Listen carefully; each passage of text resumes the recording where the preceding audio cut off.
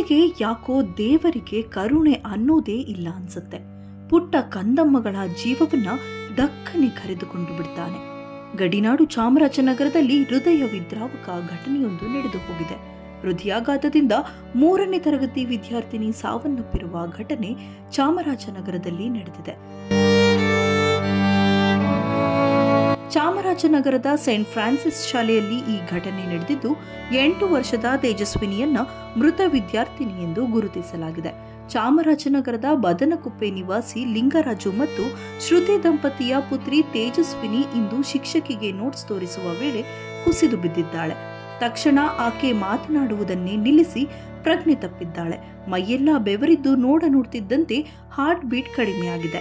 ತಕ್ಷಣವೇ ಆಕೆಯನ್ನ ಜೆಎಸ್ಎಸ್ ಆಸ್ಪತ್ರೆಗೆ ಕರೆತರಲಾಗಿದ್ದು, ಆದರೆ ಪ್ರಾಣ ಪಕ್ಷಿ ಹಾರಿ ಹೋಗಿದೆ. ಆಸ್ಪತ್ರೆಗೆ ಕರೆತರುವಷ್ಟರಲ್ಲೇ ತೇಜಸ್ವಿನಿ ಮೃತಪಟ್ಟಿದ್ದಾಳೆ ಎಂದು ವೈದ್ಯರು ದೃಢೀಕರಿಸಿದ್ದಾರೆ. ಅಲ್ಲದೆ ಹೃದಯಾಘಾತದಿಂದಲೇ ಬಾಲಕಿ ಮೃತಪಟ್ಟಿರುವುದಾಗಿ ವೈದ್ಯರು ತಿಳಿಸಿದ್ದಾರೆ. ಪೋಷಕರು ಶವವನ್ನ ಆಸ್ಪತ್ರೆಯಿಂದ ಕೊಂಡೊಯ್ದಿದ್ದಾರೆ. ಅಪ್ಪ ಅಮ್ಮನ ಆಕ್ರಂದನ ಮುಗಿಲು ಮುಟ್ಟಿದೆ. ವೈದ್ಯರ ಕಣ್ಣಾಲೆಗಳು ತೇವವಾಗಿದೆ. ಶಾಲಾ ಸಿಬ್ಬಂದಿ ಇಂದಿನ ಘಟನೆಗೆ ಮರುಕ ವ್ಯಕ್ತಪಡಿಸಿದೆ. ದಿನವಿಡೀ ಸಖತ್ ಆಕ್ಟಿವ್ ಆಗಿಯೇ ಇರುತ್ತಿದ್ದ ವಿದ್ಯಾರ್ಥಿನಿ ದಿಢೀರ್ ಕುಸಿದು ಬಿದ್ದರೂ ಮೃತಪಟ್ಟರು ಎಂದರೆ ಶಾಲಾ ಆಡಳಿತ ಸಿಬ್ಬಂದಿ, ಬಾಲಕಿ ಮನೆಯ ಅಕ್ಕಪಕ್ಕದ ನಿವಾಸಿಗಳು ಆ ಗಳಿಗೆಯನ್ನ ನಂಬಲು ಆಗುತ್ತಿಲ್ಲ ಎಂದು ವಿಷಾದವನ್ನ ವ್ಯಕ್ತಪಡಿಸಿದ್ದಾರೆ.